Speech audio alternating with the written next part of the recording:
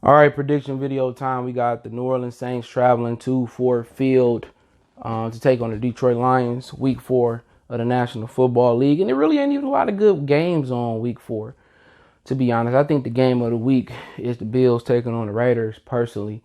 People might say the Chiefs and the Patriots, but I just don't think the Patriots got enough firepower offensively or defensively to deal with Mahomes. And obviously the Steelers and Titans game has been canceled because of the outbreak of COVID in the Titans facility with 8 players getting the COVID. We don't know. At least I don't know the 8 players that got it. But make sure to hit that subscribe button, bell icon button, share the video.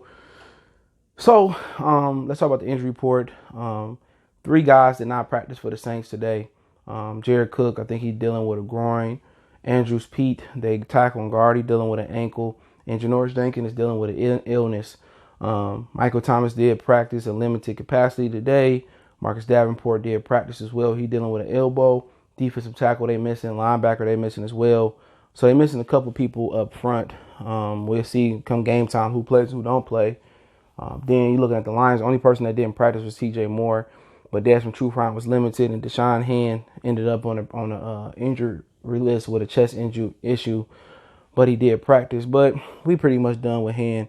He ain't done nothing this season so far. He was supposed to be the missing piece that provided us that twitchy pass rusher from the 3 technique or, on the edge, and he hasn't done that yet this season.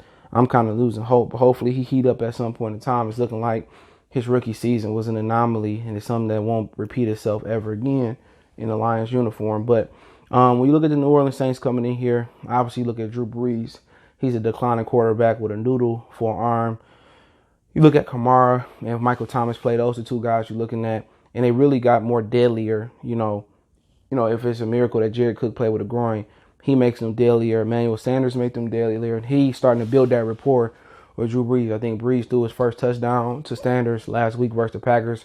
They did lose Sunday night versus the Packers. They did lose the previous Monday night versus the Raiders. They coming in with the same record we are, 1-2. They beat the Tampa Bay Buccaneers and the Superdome. So, when you look at that offensively, Drew Brees is just declining, and I got the remedy or the recipe on how to beat him. But Kamara is going well. Michael Thomas doing well, and obviously Latavius Murray is going to be a big part of this week of what they're doing. Defensively, you look at them and you say, really good defense. Michael Jenkins back in the back end, I believe. They got Marcus Williams still back there. Marshawn Lattimore from Ohio State, what people hope Jeff Okudah can be. He dealing with a hamstring. He on the injury report as well, too. He dealing with a hamstring. He was limited in practice. Then you're looking at Jackrabbit Janoris Jenkins. You're looking at Cameron Jordan up front. Demario Davis, one of the better linebackers in the league, athletic. So they got a really good defense. I wouldn't say it's elite, but they don't have that elite pass rusher, twitchy guy like Vaughn or Khalil, but Cameron Jordan gets the job done. So, when they look at our team, and I like to break down from both, standpoints, when they look at us offensively, really you always want to start stopping the run and making the team one-dimensional and making them play from behind. So you're really looking at the matchups with Galladay and Lattimore both dealing with hamstrings, even though Galladay wasn't on the injury report this week. But the matchup I think they really need to worry about is in the slot with Amendola and Hockenson controlling the middle of the field. The Lions have yet to really abuse that matchup this season. Jesse James started to get in the mix. I really think this team should be a lot of 2 tight end, 2 receiver sets, heavy set. I think a lot of people have a tough issue dealing with Hockenson and Jesse James, but Hockenson had 3 great matchups last week. I think he got another really good matchup this week. Demario Davis is a good linebacker, but I don't think any of the guys in the previous 3 weeks can hold Hockenson. I think Hockenson can go crazy. But the problem is the Lions are equal opportunity offense, and they've been that way for a while. They don't start abusing a matchup until they get down, like they used to get down with Calvin Johnson. But I think if they truly would abuse T.J. Hockenson, he would be leading the league in receptions. He should have had 20 receptions, 15, 20 targets the first 3 weeks apiece. This week should be no different. Abuse him. Can't nobody guard him. All that hard work he did in the offseason. You picked him at 7 2 years ago in the draft now, or 2019. You picked him at 7. And you're not utilizing him the right way, So the Saints really don't have to worry about honing in on one particular Detroit Lion offensively because, they don't abuse no matchups. I would love Swift coming out the backfield this week, but he coming out the backfield when he in the game. He's not a great pass protector right now. And he's not running the ball. He didn't get no carries last week. So when you look defensively, if I'm the Saints, I'm just running the ball until I can't run it no more. And that's just how I look at it. You look at the Lions, you look, once again, you got advantages with the backs coming out the backfield. You got advantages at tight end. You got advantages with Amendola in the slot. Will you abuse them? They probably won't abuse them. I just think the Lions they just not a high football IQ team. I'm not talking about the players, talking about the coaches. They're just not high. I don't think it's nobody with a high IQ other than the special teams coordinator, Coombs, whatever his name. We got him from Cincinnati. But let's talk about what the Saints need to do to win. Then I end off with the Lions. The Saints, personally, I'll just run the ball offensively till they stop it with Kamara and Latavius Murray. And then I would utilize, Kamara, out the backfield in the short passing game. If I don't have to throw deep, if I don't have to have Drew Brees have 30 or 40 attempts, I'm not gonna use the rest of his arm up. He don't have that much arm left, so it's a game where they can really get away with running the ball 30, 40 times, and probably him throwing it 15 or 20 times minimum, or maximum to win the game. So that's what I'm doing personally. You got Michael Thomas back, but really he just out there to be, if he can go out there and push off that ankle, the high ankle sprain, he's just there to be a decoy. You know what I'm saying? I'm just running the ball, and I might play action and try to go deep, when I had those opportunities. And I might just kill Kamara in the short passing game to preserve Drew Brees' arm. And defensively, what we want to do is automatically, we want to stop the run. It's the first thing we want to do. Want to make the Lions one-dimensional. And hopefully Stafford, you get some pressure on Stafford, and he throw you one or two, or you get a strip sack. So, no crowd. Defense should have no issue come Sunday. Then you look at the Lions standpoint of view in this game. Should be very, very interesting here.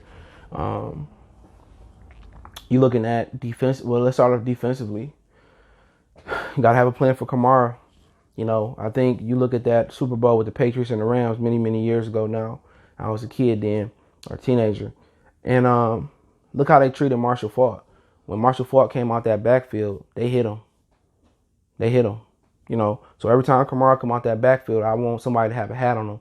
Even if it's a defensive lineman, defensive end coming off the edge, if he can chip him or hit him coming off and knock him off his route and make Drew Brees try to go elsewhere, that's what I would do. I would treat him like the Patriots treated Marshall Faulk back in the day. Every time Marshall came out for a route, they hit him. Every time Kamara come out for a route, hit him. Defensive end, knock him off, just don't lose contain. However he come out, swing route, wheel route, hit him.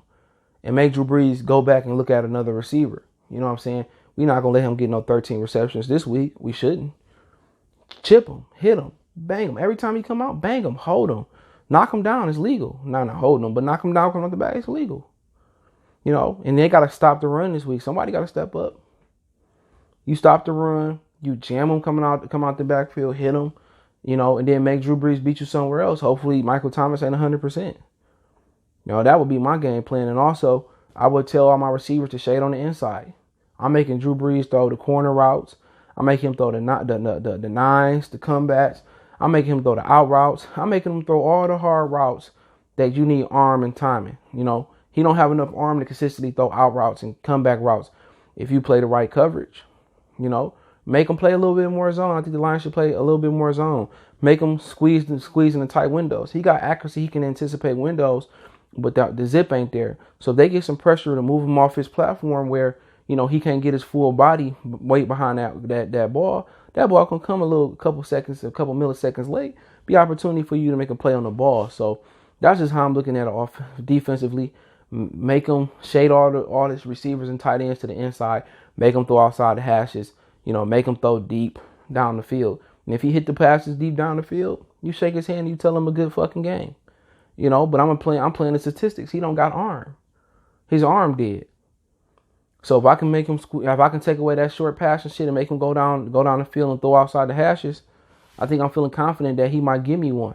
So, but offensively, you look at the game from the Lions standpoint of view, and you're really looking at, we have to abuse matchups. This might be one of those weeks where it's good to be spread around, but, once again, you got to be committed to running the ball so they can battle off the play action and you can slow down that pass rush. That's what they're known for. But also, you got a great matchup with Amendola in the slot, and you got another great matchup with Hockenson. I don't think nobody in the 3 weeks or 4 weeks we playing now can guard him. So, do some things where you can get him and Amendola stacking in the middle of the field where somebody going high, somebody going low. Maybe Hockenson, he does a shallow cross and, maybe, Amendola come under on a drag or, some simple, or he go on a post and you really occupy the middle of the field. But you got two guys that's good at catching in traffic, and Amendola can sit down in those little zone crevices and he can catch the ball. They should really have a big game Sunday between Amendola and TJ Hockenson. But once again, Bevel and Stafford over Stafford's career, he likes to spread the ball around. Fuck being equal opportunist. Abuse those matchups with your tight end and your receiver on the inside. You know what I'm saying? And also DeAndre Swift, he got to get in there and start carrying the rock. They know when he coming into the ball game, he coming to come out the backfield and catch it. So he got to start, getting better in pass protection and getting some opportunities in between the tackles and off tackle and running the ball. But he got a good matchup too, catching the ball out the backfield. Amazing route runner. But it's time for him to kind of step in and start getting some more touches. Three receptions last week with no carries is unacceptable.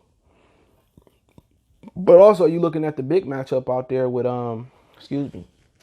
Marshawn Lattimore and Kenny Galladay, both dealing with hamstrings. Even though Galladay not on injury report. I know his hamstring gonna feel a lot better once he get his money. But that's a good matchup to look at. And also, Marvin Jones is gonna be moving around. Is Lattimore gonna follow Galladay? Is Jordan Norris gonna follow Marvin Jones? But then again, you still got good matchups. Backs out the backfield. Hockenson, James got in last week and did some things. Jesse, Also, you got Amendola who got the matchup of the day with Hockenson. They should have a huge day in the middle of that field with those slow safeties they got. And Demario Davis is a good linebacker, but not really worried about him. He can't guard TJ Hockenson one-on-one. So they really should abuse that interior matchup. But once again, Darrell Bevell has never drawn up a game plan to really get those guys where they destroy in the middle of the field. Either his quarterback is limited or he just don't know how to draw up a game plan. So I don't really have no faith in his game plans.